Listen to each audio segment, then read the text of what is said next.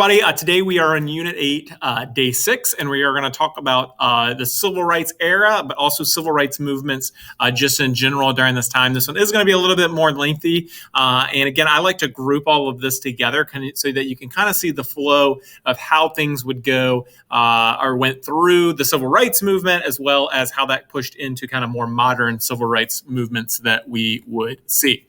So jumping in, starting with the 1950s. What was the state of the nation in the 1950s? Well, in 1947, you would see Jackie Robinson. He would become the first African-American to play on a Major League Baseball team. He's still honored today. You'll see a lot with him if you're a baseball fan.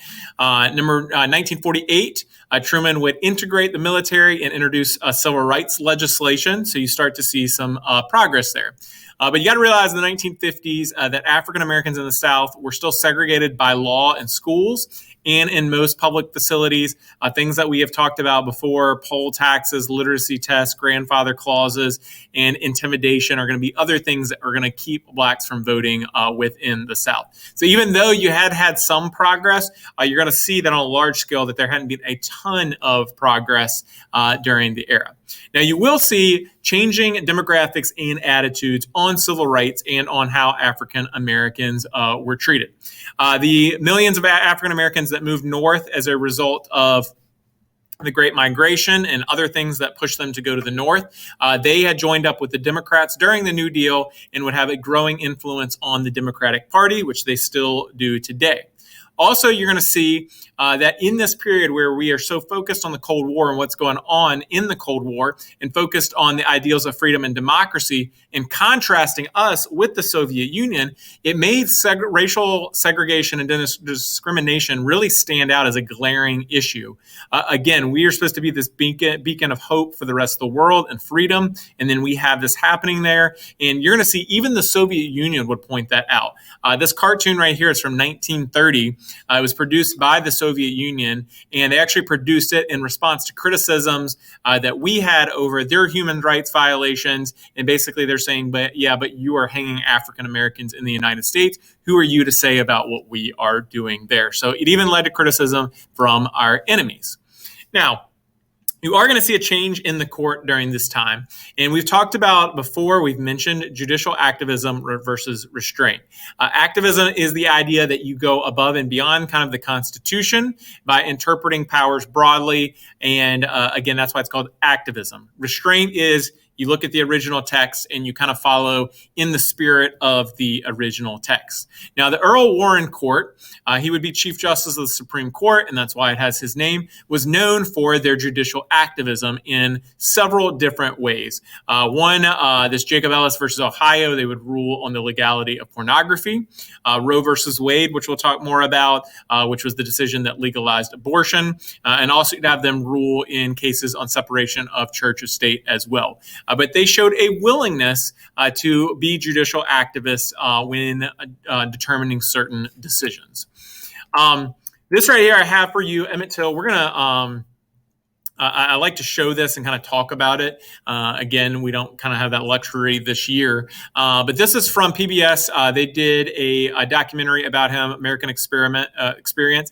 I highly, highly, highly recommend that you go and watch this. Start at about 5 minutes in, and you can stop at around 34 minutes, talking about Emmett Till and the death of Emmett Till and what massive effect the death of Emmett Till would have on the nation and how it kind of would like catalyze the civil rights activists and push us towards that civil rights movement in more of a way than we had before. Again, somebody not too much younger than you, who would be killed only because of the color of his skin and the effect that would have. So again, I highly encourage you to watch that. All right, now bringing us in to desegregating schools and challenging Plessy versus Ferguson. Remember Plessy versus Ferguson? That was the 1896 decision that had come up with the concept of separate but equal. And we talked about even at that time how, pretty much everybody knew that separate but equal was kind of a myth because the separate but equal, it was separate but unequal is how things were in reality. So the NAACP, you're going to see that we talked about them being founded under W.E.B. Du Bois. They had been working to fight segregation for a long, long time in the court and had a long, long history of trying to overturn that Plessy versus Ferguson decision. And again, they would go at this from several different paths and avenues to try to challenge this decision. Now, when Brown versus Board does come, which is going to be the big case that we are going to talk about, you're going to see that it's called Brown versus Board because that was the first of the cases. But there were actually several cases that were all coming before the court in a collection, all dealing with the same thing. And one of these cases would be Davis versus County School Board of Prince Edward County. Now, I was actually born in Prince Edward County, born in Farmville, where this would happen. So I'm familiar with this in a lot of different ways. But R.B. Moten High School, which still exists in Farmville today, it's no longer a high school, now it is a civil rights museum, was an all-black high school in Farmville, and the school suffered from overcrowding and really, really, really terrible conditions there. Barbara Rose Johns, a student there, she would organize a student strike. I encourage you, go read about her student strike and how she pulled this off. It was fantastic. Basically, she was able to trick both the administration of the school and the teachers there. And she would organize this student strike to bring attention to and basically say, hey, we aren't happy with how education is happening, how we're in overcrowded classrooms, we're in really bad conditions, and we just don't have the same opportunity that the white students have at Prince Edward County High School right down the road. Oliver Hill, who would be an NAACP lawyer here in Virginia, he would file the suit on behalf of students against the school district with the goal of integration. Again, you can see on the map there in red, that's where Prince Edward County is from. You look over a few counties to the left, and that is where Bedford County is. So Brown versus Board of Education, 1954. NAACP would bring these 5 cases dealing with segregation to the court under Brown versus Board, which did include the Davis case. Again, Brown versus Board, it's the first alphabetically. That's why we know it as that. And the NAACP would go before the court and argue that segregation violated the 14th Amendment of the Constitution. Now, in a ground-shattering case, the court would rule to overturn Plessy versus Ferguson and stated that segregated schools must be desegregated. So here you are going to see the end of the segregation of schools. Well, what the court says is going to be the end. We're going to see how in reality that actually is played out over the coming years. Now, some key people from this case you should be familiar with. Thurgood Marshall, he would actually be the head of the legal defense team that argued this before the Supreme Court. He would later be named as the first African-American Supreme Court justice. You can see him pictured there. Oliver Hill that we mentioned, he led the NAACP legal defense team here in Virginia, and his case was part of this. And of course, we mentioned Earl Warren as Chief Justice of the Supreme Court. And here's the key line here from Earl Warren's decision. He says, segregation of white and colored children in public schools has a detrimental effect upon the colored children. We conclude that in the field of public education, the doctrine of separate but equal has no place. Separate educational facilities are inherently unequal. And again, we talked about that. We talked about how everybody knew when that original decision passed that it wasn't really equal, that it was very unequal, and the court would agree with that in this. Now, I've included a clip here, a news story. This was on the local news. I apologize. The sound in it isn't super great. It's very, very low because I had to kind of record it from the news website myself. But this tells the story of the R.B. Moten School there in Farmville and about the reaction in Prince Edward County to the desegregation school, which we're going to talk more about. This is kind of an interesting video because there's several people in it that actually know. One of the guys in it was my bus driver actually growing up. So I encourage you to check out that video there from the local news. Now, Southern Manifesto. You're going to have 101 members of Congress, which would sign the Southern Manifesto. And in that, they would condemn the Supreme Court and say that what they had done was a clear abuse of judicial power. Also during this time, you're going to have a reemergence of the KKK, and violence against blacks increased as you had more and more people very hostile to this decision and the idea of integration of the schools. You can see the button there, never, and that never is talking about never integrating schools with that.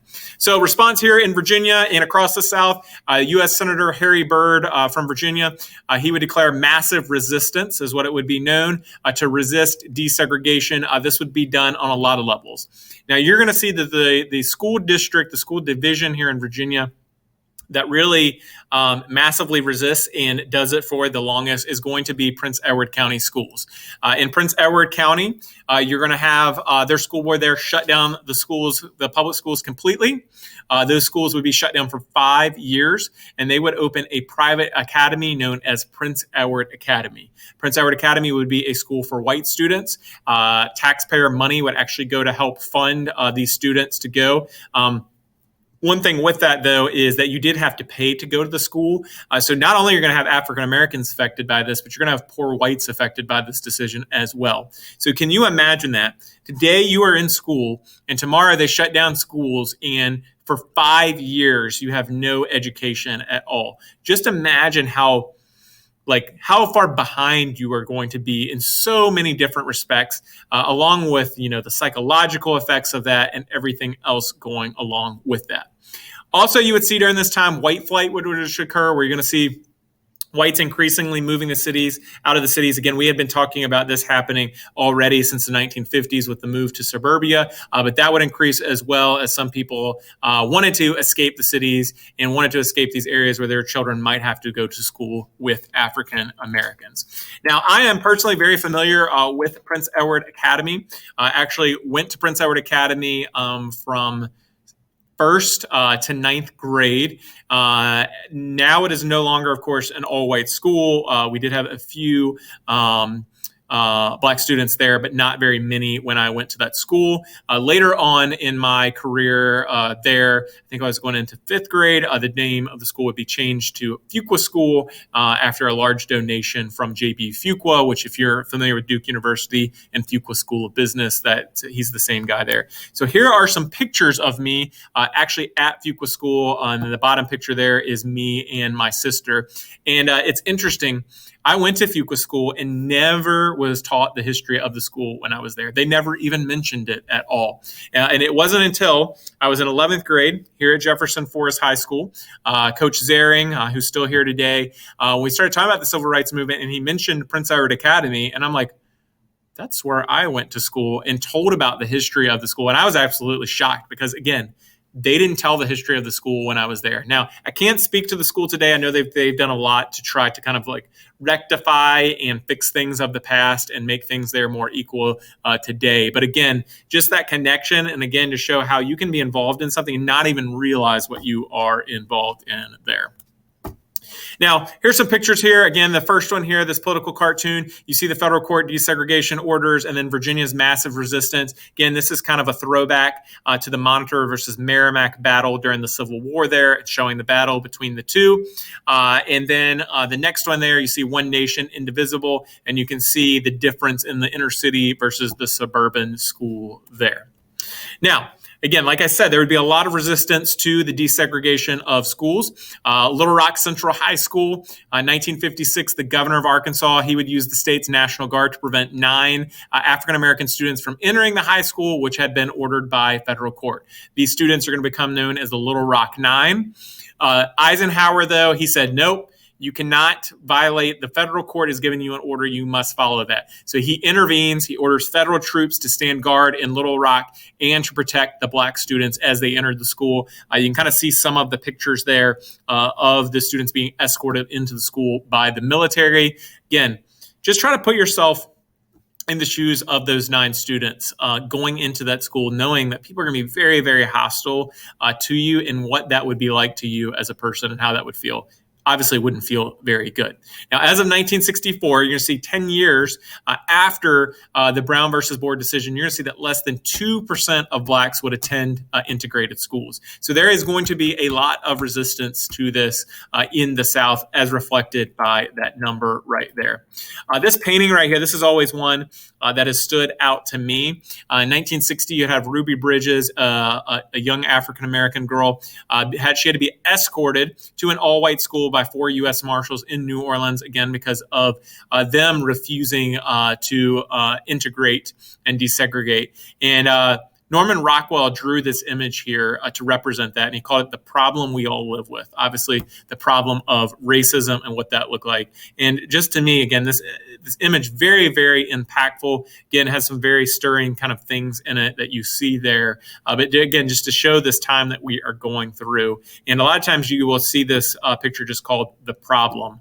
Again, that problem of racism.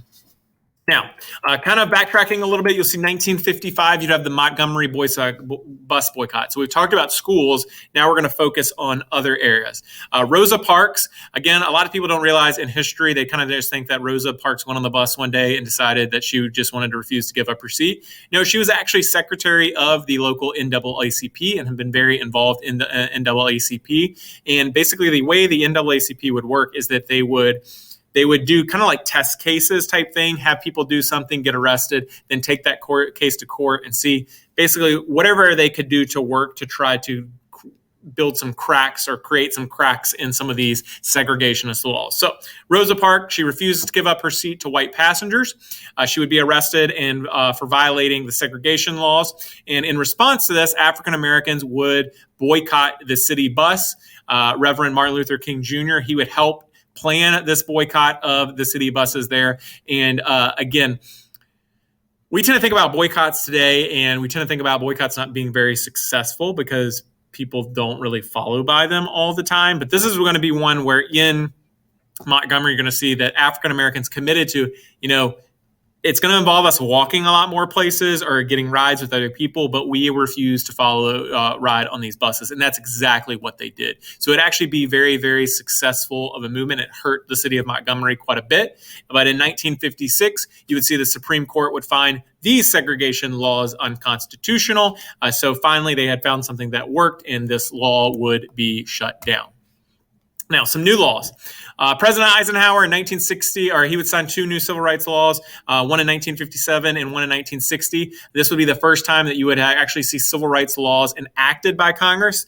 Many had been proposed, but none had been acted since Reconstruction after the Civil War. So almost 100 years after the Civil War, you'd finally see that. And they led to the creation of a Civil Rights Commission and also gave the Justice Department new powers to be able to protect voting rights of African Americans. In 1957, you would see Martin Luther King Jr. He would form the Southern Christian Leadership Conference, which organized, basically it was a way of getting all ministers and churches in the South together so that they could work together to battle for civil rights. In 1960, you'd have the very famous incident in Greensboro, North Carolina, where black college students would go into a Woolworths there to the lunch counter. Again, they were not allowed to sit at the lunch counter. They would sit there and they would refuse to move after being refused service there. Really cool thing, if you go to the Smithsonian, the American History Museum there, they actually have the counter here from Greensboro where those college students went and basically sat there and refused to move as a result of the unjust laws that were there. You'd also have, that would spark a bigger movement, which would turn into the Student Nonviolent Coordinating Committee, which was formed to help keep the sit-in movement organized and keep that continuing across the nation. Now, Martin Luther King, he would write, again, a very, very stirring letter. He would be arrested in Birmingham, Alabama, for an illegal march, of course, according to local authorities there. And he would write this letter, and this letter would have a big impact on the civil rights movement. And he would say in it, he'd say, "We need emulate neither do-nothingism of the complacent, nor hatred and despair of the black nationalists. For there is a more excellent way of love and nonviolent protest. I am grateful to God that through the influence of the Negro Church, the way of nonviolence became an integral part of our struggle." So again, he's talking about in there how you can't sit on the sideline and do nothing. He didn't agree with the black nationalist view of being more militant and violent, but he said we have to do something, and we have to do it in a non-aggressive and nonviolent way to be able to get across our point. So that leads to the 1963 March on Washington. In this, Martin Luther King would give his famous "I Have a Dream" speech, calling for an end to segregation and racism. My favorite part of that speech is when he says, "I have a dream that one day my 4 little children will not live in a nation where they are judged by the color of their skin, but by the content of their character." And with this march, you're going to see over 200,000 blacks and whites marched together in support of civil rights bill. Again, this is when JFK's in the presidency. While he doesn't come or attend to the march, he does let Martin Luther King know about his support for civil rights legislation. And this march is going to have a very big effect because it's going to, on a public and a nationwide scale, positively change people's attitudes towards civil rights legislation when they see this peaceful march that you have within Washington, D.C. And it would also demonstrate the power of nonviolent mass protests, that you could protest and get across your point without using violence. And you're going to actually see this as something that is going to be replicated in other movements that we are going to talk about, where they push to do the same thing as well. So that's going to lead to two pieces of civil rights legislation. You'd have the Civil Rights Act of 1964, which prohibits discrimination based on race, religion, national origin, and gender. Also, it desegregated public accommodations such as hotels, restaurants, movie theaters. Again, we've all seen the signs of the separate white and black, and that's within that, and set up the Equal Employment Opportunity Commission. You'd also have the Voting Rights Act of 1965, which outlawed literacy tests, sent federal registrars into the South to help register voters there. And ultimately, that would have the effect of leading to an increase in the number of African American voters. You'd also have the passage of the 24th Amendment in 1964, which abolished the practice of collecting a poll tax. So we talked about literacy tests, poll taxes. Now, under the law, those two things would be illegal, specifically the poll tax through an amendment there. Now, 1965, again, even though you're going to have things passed and it's going to seem like that we are heading in a positive direction in regards to this, you are still going to have issues that pop up. In 1965, you would have what ended up being called Bloody Sunday. There had been a voting rights march that was going to be happening from Selma, Alabama to Montgomery, Alabama, and it would be met by the police, led by Bull Connor, who was known to be very aggressive in his mentality towards these civil rights marchers, and they'd be met with beatings and tear gas. Now, images of this would be telecast on TV. Video of that would be as well. And again, this is going to be another thing that's going to change a lot of people's views on the civil rights movement. People are going to see this and not going to be happy about what they see. You can see in this picture here, somebody about to be hit. What looks like a nightstick, that type of thing. You're going to see people being attacked by dogs and a lot of different things there. And again, another one of those things that's going to change public perception in regards to civil rights movement. Now, we talked about Martin Luther King and how his approach to the civil rights movement would be. You would also have a different approach, which would be Malcolm X and the Black Panthers. Black Muslim leader Elijah Muhammad, he would actually preach Black nationalism, separatism, and self-improvement. We had seen Black nationalism. Remember, we talked about Marcus Garvey and how he pushed the idea of Black nationalism. That had been around for a while. And again, this is going to be capitalized on by Elijah Muhammad. Malcolm X, he would convert to Islam while he was in prison and start following some of these beliefs of Elijah Muhammad in regards to Black nationalism. And Malcolm would criticize Martin Luther King, call him an Uncle Tom, and advocate self-defense. He said, by any means necessary, that we need to do more. If it does mean that we have to get to violence, then that is where we are going to have to be.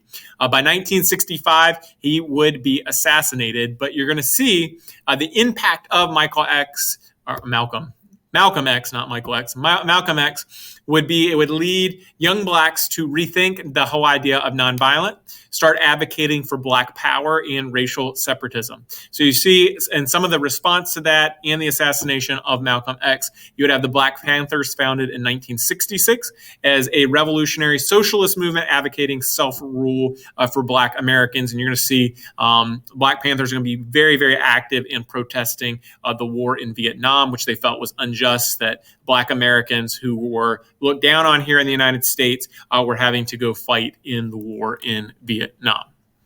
So you're going to see other areas where civil rights protections would be extended. You'd have affirmative action, where some colleges would put in place quotas to increase Black admission to colleges. Again, a lot of the critics of this did not like it because they said it was reverse discrimination, that you're taking away from other students that might get entered because you are allowing Black students in. Bach versus University of California, which we will talk more about later, that actually upheld the idea of affirmative action. I've been trying to help out about African Americans getting into these colleges, but it rejected the whole idea of having racial quotas, which means having like a number that you have to meet of the percentage of minority students you want. Also, busing would be another thing that would be common to try to again, we talked about whites moving out of the cities, where black students would be bused to different areas to go into white schools. Again, you're going to see there are going to be a lot of arguments over the role of busing and whether or not it was a positive thing for students in schools and just in general. But again, you'll see a lot of arguments over that. So, also, you were going to see the revival of feminism during this time. In 1966, or in the 1960s, Betty Friedan, she would write The Feminine Mystique. Actually, she'd write that in the 1950s. And she would go on to found the National Organization of Women. Now is what they are called. And remember, in The Feminine Mystique, she wrote about how the role of women wasn't just to stay at home and raise children, but women actually could go out and get a job and have some of the leadership role within their family. JFK, he would appoint a presidential commission on the status of women. Didn't have really a large effect, but it did begin to mobilize some activists. In the Civil Rights Act of 1964, you did see when I mentioned that earlier that sex was added in that, which gave legal protection to women to fight against discrimination. Finally, you'd have Title IX, which would be adopted in 1972, which prohibits discrimination at colleges and universities that receive federal funds. If you do go on to college, you'll probably hear of the term Title IX, especially you hear it mostly today in reference to like college sports and that kind of stuff. Now, one of the big things that feminists and that women are going to push for during this time is going to be an equal rights amendment to the Constitution, which states that equal rights should not be denied based on sex. Now, this would pass Congress in 1972, and you'd have 34 states that would quickly ratify it, but progress quickly stopped. Mostly because of this lawyer right here, Phyllis Schlafly, a conservative lawyer who pushed against the ERA, because she said the ERA would create an unnatural unisex society and would roll back laws protecting women. And she would indicate in a lot of different ways. She would look at domestic violence laws. She'd talk about the draft. Remember in the 70s, you have Vietnam going on, and she talked about women now being eligible for the draft and possibly having to go off to war. Her work alone is credited with helping stop the ERA and helping stop states from ratifying that. So you will see that some states ratified that and then went back on that ratification as a result of her work, and others who said, hey, we should slow down and really examine this thing more.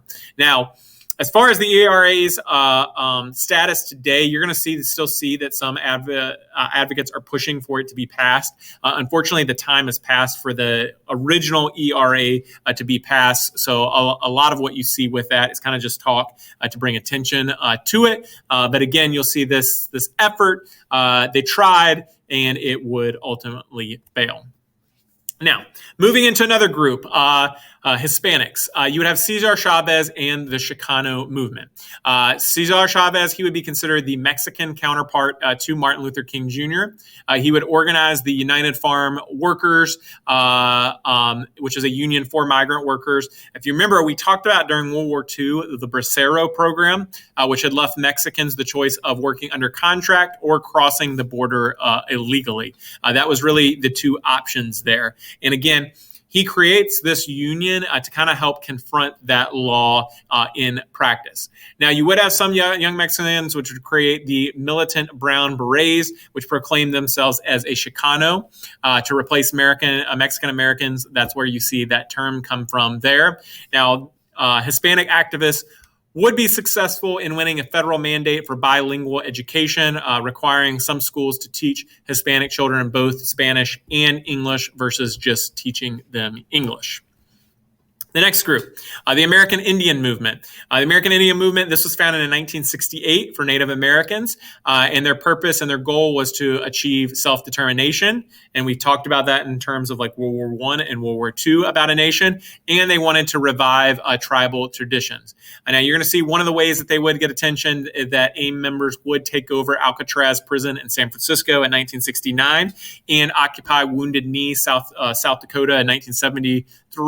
Remember, Wounded Wounded Knee. That's where Custer had been killed during the Sioux War.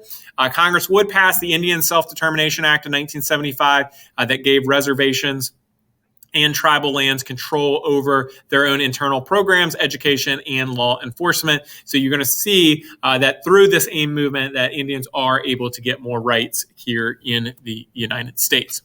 Also with this, you would see the outgrowth of the gay rights movement. And really the thing that catalyzes the gay rights movement is in 1969, you're going to have a police raid on a gay bar at the Stonewall Inn in New York City. And that would spark a riot. Again, like I said, that is considered the beginning of the gay rights movement.